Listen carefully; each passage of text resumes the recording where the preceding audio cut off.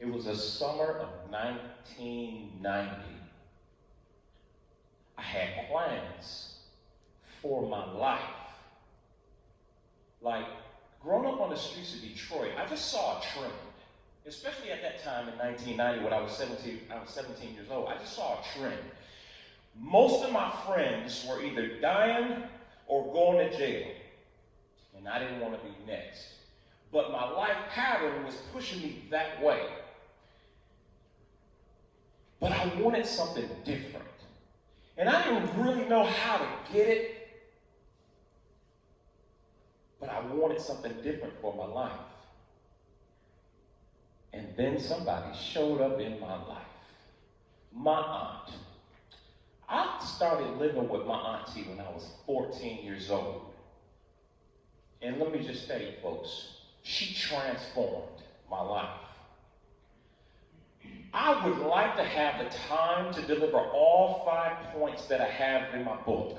The title of my book is Bored to Death, which many of us as young people, this is what we despise the most, being bored to death. If I'm right, let me hear you say yes. Yes.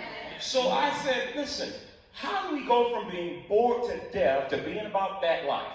What life? The life that you say you want. Like there's great things that you know you want to accomplish in your life. And just like I did, I was like, there's something better than what I've experienced so far, right? And so, like, how do I actually get there and go from being bored to death to living that life? Listen, I put 5 principles in here that I use to keep myself off the streets of Detroit and living the life that I love.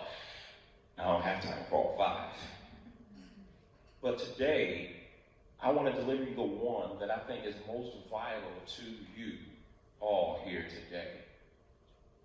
If you will, repeat after me. Say new friends. New friends. Say new friends. New friends. So it's like, I don't have time to tell you how important it is to have a plan, because you need to have a plan. That's the first step in your formula. You'll get that in my book. I don't really have time to tell you about how important it is to be willing to endure the plan, because anything that's worth having is worth working for. It's going to be hard. And you're going to have endurance more than a track star, sprinter, or cross country. It don't matter. You're going to have endurance because things are going to be hard. Don't have time to talk to you about that. I got time to talk to you about new friends, though. And I don't have time to talk to you about how to read and research the people who are doing what you believe you want to do in the future. Like, they write books. They got podcasts now, right? They got YouTube video channels. Like, you can check them out, and they even show you how to do most of the stuff. Listen, if it can be done, it's on YouTube. You already know, right? And so, like, you can read and research. That's the 4th step in my formula. And the last step in my formula, which I don't have time to talk about today, and you'll be able to read about it in my book, is you. You have to take personal responsibility for making this life happen for yourself. And that when you graduate, you take those next steps and say, yep, I'm going to make it. And if it is to be, it's up to me. Ain't nobody going to stop me. Ain't nobody going to bring me down. I'm going to make something happen. And it's going to happen because of me. I don't have time to talk about that. So what's the value of new friends? 14 years old. And by the time I was 14 years old, listen, I had lived in 12 different houses with 12 different family members-ish. You know how that is. You know how it is when your parents get sick of you, why don't you go stay with your Uncle Junebug? You don't really know if Uncle Junebug is actually a member of the family, but he's been around for a long time, and he's still kind of creepy, so you ain't really feeling going over his house. You know what I'm saying? But your parents ain't want a night out, and so here you at Uncle Junebug house. And Uncle Junebug sitting in the back room, looking creepy, sounding creepy, and passing gas. Another weekend of being bored to death. 12 different houses. 12 different family members. You know how I had already endured so much hell at that time. Just being poor, raised by a single mom, raising 3 kids, y'all, it was hard. It was hard. Like some of y'all, I hope you don't even realize what it is to miss a meal. I hope none of you have experienced that. I hope none of you have experienced the feeling of just sitting around for like 2 days and there ain't nobody home. Like, me and my sisters used to sit in the front room. We don't know where mama at. We just know she left with her boyfriend and she ain't been back. It's been like 2 days. Ain't no food in the refrigerator. And we sitting there singing some song that says, my mommy lies over the ocean. My mommy lies over the sea. Bring back my mommy to me. 2 days. I hope none of y'all know what that's like. I hope none of y'all know what it's like to experience sexual abuse. These are all of the things that I experienced by the time I was 14. And so my aunt, who was just a whole other person, came into my life at that time. Something really traumatic happened with my mom. And my grandparents adopted my 2 sisters. My aunt adopted me. Here's who my aunt was. My aunt was somebody who just believed. She just believed that I could be great. Like, she would say, Bud, you know, my nickname is Bud. So, if you family member, you can call me Bud, but everybody else call me Henry. You can call me Hank. How about that? But Auntie used to say, Bud, you know, you're really good at that acting thing. You ought to pursue that. And I was like, yeah, I ought to do that. See, when it's the first time somebody's ever told you that you're good at something, it changes your life. See, this is what I'm talking about. When I'm talking about having new friends around you, listen, there are people that you've been hanging around that just got nothing good to say about you, themselves, or anybody else. Everything is drama. Everything is foolishness. I had enough foolishness and drama by the time I was 14, and so my aunt is showing up in my life, and she's saying, listen, you can be great. You can do things. There's acting. Man, did you know you can sing? You need to go and do this and do that. And she was always pushing me towards something, showing me great people who had done something great. This is stuff that I had never seen before. I'd never been exposed to before. But here comes Auntie telling me who I can be. And I was just dumb enough to believe her. I was. And so here I am in my senior year. It's like, okay, I done all this stuff Auntie said because I believe her. And here I am. I got my first job at Burger King. So here was my plan. I'm going to sit here at Burger King. And on my last senior year, I done already signed up for the Navy because for me, that was my only way out of Detroit. I was going to sign up for the Navy. I signed up in the delayed entry program. You could sign up a year early, so you already knew that by the time I graduated high school, it would be 8 days by the time I walked across the stage and walked into the gate at boot camp. 8 days. So all I had to do was like hide for a year. And that's what I did. I got a job. It was football, and it was work, and it was come home again and just run home. From the bus stop to home was about 100 yards, just run. I got really good at football. I learned really quickly that football is not natural. It's really not. The human body was not made to be going 19 miles an hour and then all of a sudden stop. Because somebody hit you so hard that left your soul still floating and your body is... That's not natural. But I did it because I wanted to stay busy, right? And I wanted to hang around some people that was doing some cool things. And so my aunt's like, go get a job. So I got a job, and here I am at Burger King, man. I was like, okay, football, go to work, come home. My first day at Burger King went really well. I cooked some Whoppers. I made a couple shakes. And yes, our shake machine was working. Come on now, y'all excited. Y'all want to know which one it is, don't you? You don't want to know. Yeah, our shake machine was working. So I cooked some Whoppers, I made some shakes, and we got robbed. Yeah. Your first day. Got robbed. There's a couple things that change your life. When you go from being poor, broke, and hungry all your life and living with somebody who actually got food, that changes your life. When you go from being never told you could be anything to being with somebody who can encourage you and empower you and tell you you can be great, that changes your life. When you're on your first day at Burger King and you get a gun pointed in your face, that changes your life. So it's like you heard that my life flashed before my eyes, right? The whole thing, like that's how it was. While I'm sitting here looking at this gun and I could see the rounds in the chamber, so this was like the real deal. It was happening. Here's what I thought about. In that split second, I thought about all of the things that I wanted to be. I thought about all of the things that Auntie said I could do. I wanted to make something out of myself. I didn't want that to be my end. Fortunately for me, I had training. Oh yeah, don't let this nice face fool you. I had training. See, listen, you don't survive the streets of Detroit without having some training. So I got this GOT training, right? G-O-T. It means I got this. When somebody got a gun to your head, listen, here you go. G is for grab. Grab the wrist. Now you got to be quick. Now I'm quick. I told you I play football, right? You got to grab the wrist, right? G. Somebody say G. G. Grab the wrist. Second thing is offline. You get the barrel offline. Somebody say O. O. Get the barrel offline. And as you've taken the barrel offline and you've grabbed already, you've got to twist. Somebody say T. T. Say twist. Twist. So it's grab, offline, twist. And you got to do it quick. Grab, offline, twist. And I was ready.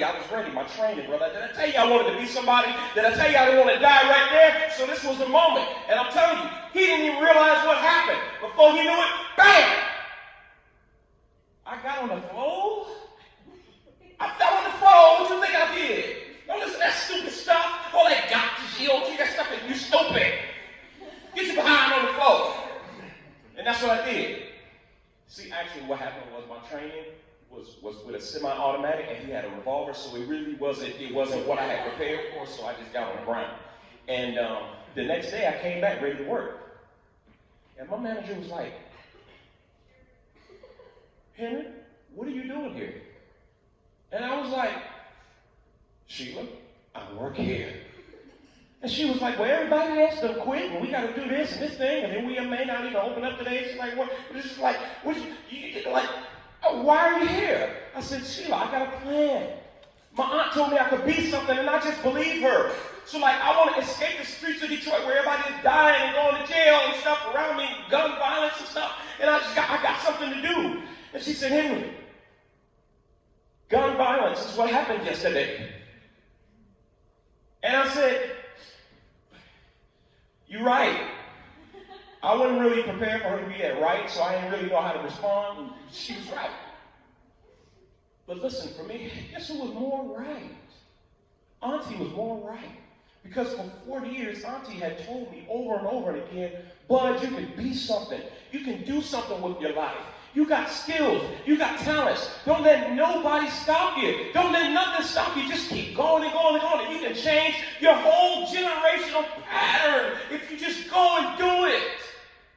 That's why I showed up to work the next day. Because I had a plan. And I was not going to let anybody deter me from my plan. I wanted to do something with my life. And some of you here today, man, you want to do something with your life. You've got plans and goals, man. And I'm saying one of the most important things for you right now, new friends. Somebody say new friends. Yes. It's like that you just surround yourself with people who want to be something. Check this out. Surround yourself with people who are okay with somebody else having a different opinion. Come on now. Say yes. Yeah.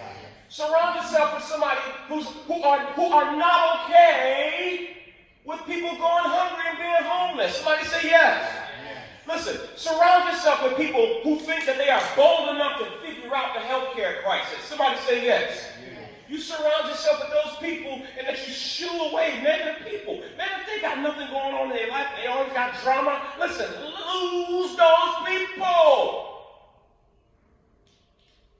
I loved hanging around Chico. My cousin Chico, man, was the man in Detroit.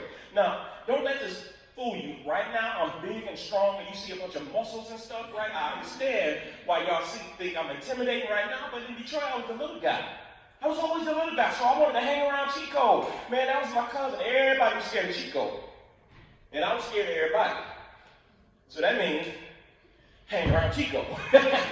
Man, Chico was a drug dealer. Chico was like one of the top drug dealers in Detroit. He had everything somebody could want, and 19. He had a Lamborghini. Chico had an orange Lamborghini. I used to hang around him, not just because of the Lamborghini, but that was a perk. Okay, it was a perk. I mean, it was a perk to go 175 miles an hour in a split second. Because that was a perk, and not everybody enjoyed. Chico had everything except the ability to know when you are outgunned.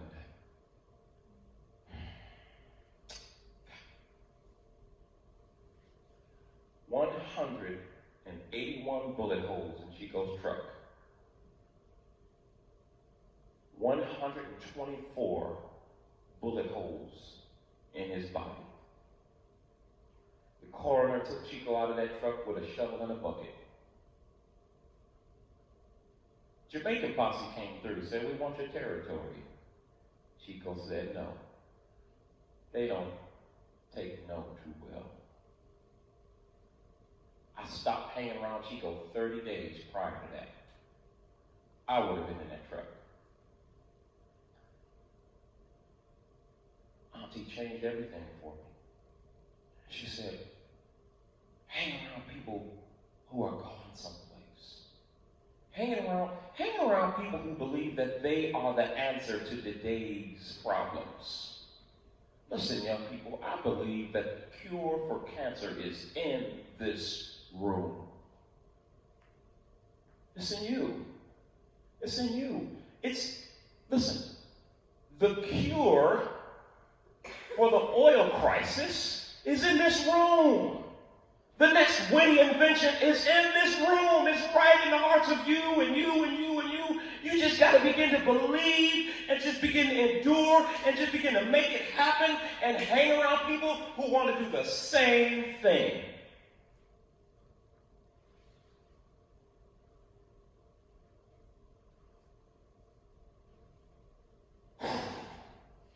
I don't even know how I was able to do what I did, but I just know that Auntie was a major reason. Go, son, join the Navy. It was the best decision I ever made. Got me off to the streets of Detroit, got me some structure, some discipline. I started hanging around people who had been somewhere and seen something. I started hanging around wiser, older people who could advise me, people who had been there and done that. And I was just the kind of person where I didn't think I knew it all. I thought I knew a lot. But I was willing to listen to older people, people who could get into my life and say, listen, Henry, you didn't really reply back to that Nigerian email scam. But you didn't really give them your username and your password, did you? Henry? Oh, okay. Henry? That wasn't a good move. The check ain't gonna cash. But they said they gotta come to this country. I mean, come on, it's like $8,000, and all I gotta do is to deposit it, and the next day I send them $2,000 back, and in a couple of days the rest of the check on clear. I get to keep the $4. Like, read the email. This guy is serious. Oops, I'm sorry. Was that you too? Was it you? You didn't do. Oh, okay, you didn't fall for that. Whew, okay, I got you. You smarter than me. I wasn't smart enough. You got me. You got the timeshare deal, didn't you? You did the timeshare. You did. All right, I understand. Hey, listen, sometimes you just ain't wise like that. And I just wasn't wise like that. But man, hanging around people, I learned my lesson, bro. So you got to take a look at who you got in your circle and say, who do I have in my circle who's older? And not necessarily, because wiser don't mean smarter. Wiser don't mean more intelligent. Wiser means you getting ready to go out of this door. They've been out of this door a whole bunch of times. This is your first time going through that door. First time they went through the door, they saw the little pipe hanging off the corner, and if you turn the wrong way, you're going to bust your head open. And they got a couple of scars today because they did it twice, right? And they're willing to say, Hey, Savannah, when you go out that door, that one right there, this will be your first time going through that door, don't make a quick right turn. Don't do it quick. It's going to hurt you. That's wisdom. They have the scars, and they give you the opportunity to choose whether or not you want one. Now, I'm just saying, Savannah, don't make a quick right turn. Now, I'm not going to walk you out the door hand in hand. I'm just going to say, Savannah, don't do the quick right turn. And you get to choose. And so 2 months later, I meet again with Savannah, and she got a scar on her hand. I already know what happened was. I already know. She ain't even got to explain it. I just asked her if she wants some ice. Just put some cocoa butter. You put some cocoa butter on it, baby? Put some more cocoa butter on it. Yeah. And so you have a mentor in your life that says, hey, you can do it. Because these are the mistakes that I made, and these are the things that I did wrong, and these are some of the things that I want you to do differently. If you say you want the life that you say you want. Because that's really what it's all about. Because I kept asking myself, what do I want? And you got to continue to ask yourself, what do I want? That is the most important question. What do I want? For me, I wanted to create a rock-solid family where there was a husband and a wife. Somebody say yes. Yes.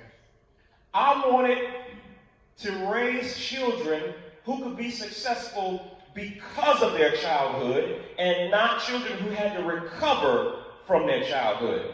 Somebody say yes. Yes. I wanted there to actually be food on the table when it's time to eat. And you don't just have to make a wish sandwich. You know what I'm saying? Somebody say yes. Oh, y'all bougie. Oh, they bougie. They really bougie. Y'all don't know what a wish sandwich is? When you got bread and you wish you could put something in the middle of it, it just ain't. Oh, okay. All right, that's okay. I'm glad you don't even know. I know. So the bar was set kind of low, right? And so I did it. Like, I got 5 kids who have never missed a meal. I got 5 kids who have never been chased home by gangsters. I got 5 kids who have never suffered from daddy hunger. For me, that was success. And a lot of us suffer from that one obstacle will almost destroy your efforts to be successful. Like daddy hunger, like it's serious. Like, did you know that according to the 2017 census, 30% of whites, 30% of them were raised without their father? How many think that's a good thing? Say yes.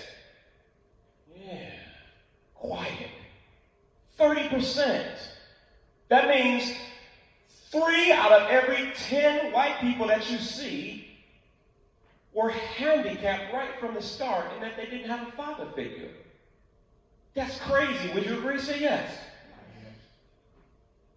Let me turn the tables. According to that same census, every person of color, every black American, if you think 30% is crazy, what do you think about 74%? I'm not making this up. 74% of every black family is a single-parent household. 93% of that 74% is single mom households. You want to talk about obstacles to overcome? You got them. I had them. I overcame. And I created a family where the kids were healthy, the husband loved the wife, and he contributed to the success of the whole unit. And it shouldn't surprise you that my kids are in college and got good jobs. And I got a junior at the Citadel. My oldest son is in the Army. My daughter's in Columbia, South Carolina, doing well. My son is getting ready to graduate high school. He got plans to go to the Army. I got good, healthy kids. Listen, guys, I'm living that life. It's because I had a plan. I was able to endure the plan. I gathered around myself new friends. I began to read and research about the career that I wanted. And I took personal responsibility for making it happen. I didn't sit back and make an excuse about the 74%. It hurt. It hurt. It hurt to go out there and play. And I hear stories like this. You say, oh man, I used to do this with my dad. Me and my dad used to always do this. I don't have those stories. It's really weird to go out there and play catch with your dad. You throw the ball, and the ball never comes back because he was never there. That's weird. But you can be the change. You can be the change. And it first starts today, fellas, ladies, new friends. As you take personal inventory, look who's around you and say, you know what? You got positive things to say about who you are and where you go. I don't want to hang around you. You're about 20 years older than me. You got a lot of scars. Tell me how you got that scar. You're about 40 years older than me. You got a lot of success in your life. Listen, tell me how you got that. Here's where I am. I'm in college. I'm kind of doing this. Let me just run this by you. This email that I got. He says he got $100 million and all I need to do is deposit. You just run it by him. This is new friends. These are mentors and people who have been successful or heading towards success. And those are the people that you gather around yourself. I met a man not long ago, about 2 weeks, and he says, Henry, I really love your message. When are you speaking again? I said, well, actually, I'm going to University of Louisville not long ago. He says, how much are your book? I told him, how much is my book? How many people do you think will be there? I said, I don't know. He says, I want to purchase 40 books. I want you to give them away to those college students. Today, you'll get a copy of my book. That'll give you my 5-step formula on how to go from where you are today to living a life that you love. Listen, this is something that I've been through. This ain't no talking points, ain't no TED Talks, ain't no fancy footwork coming from the mouth. This is real life, rubber meet the road, hard knock stuff that I've been through. You read my story and it'll inspire you. And you'll get this book today, thanks to Mr. Parker. Y'all say thank you, Mr. Parker. Listen. For real though, this is for real. If you're not a reader, and I understand everybody's not a reader. If you're not a reader, don't leave it there. Leave it there. Because I'm going to speak to some high schools, and you think y'all broke? High school kids is brokerer. You understand? These will go to them. So if you're not a reader, just leave the book alone. I don't care. I'll be over here, I'll sign some copies for you. This copy is for Savannah. And it just says, hey Savannah, go get that life. Thank you for everything that you did to make this event possible. I hope you read this. I hope it inspires you. There's some real life stories that I don't have time to tell you today. It's going to make you laugh, but it will make you a better person. Y'all clap your hands for Savannah.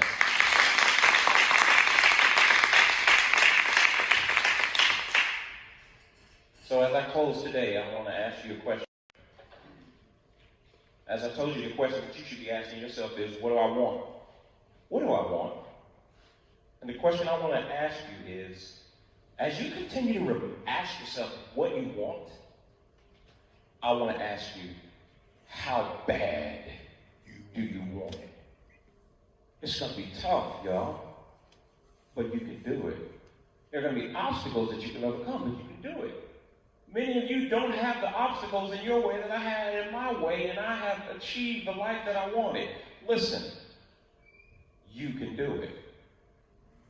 I'll never forget, I was 17 years old, and this guy came to speak. His name is Les Brown, and he shared his story, and he inspired me from that day forward. Between Les Brown coming and speak that day to some random church that I went to visit, I didn't go to church all the time. Auntie said, hey, we going to church. I said, okay. And we went to church, and this guy, Les Brown, and he shared his story, man, and he fired me up. Fired me up. And at the end of his talk, he shared a poem. And I want to share that with you today as I close. Les Brown inspired me. He said, listen, son, if you want a thing bad enough to go out and fight for it, to work day and night for it, to give up your time, your peace, and your sleep for it, if all that you dream and scheme is about it, and life seems useless and worthless without it, and if you gladly sweat for it and fret for it and plan for it and lose all of your terror of the opposition for it, and if you simply go after that thing that you want with all of your capacity, strength and sagacity, faith, hope, confidence, and stern pertinacity, if neither cold poverty, famish or gaunt, sickness or pain or body brain can keep you away from the thing that you want, if dogged and grim you besiege and beset it, then with the help of God, you'll get it. My name is Henry Flowers. I hope I've encouraged you today to go out and get that life. Thank you. God bless you all. Thank you so much.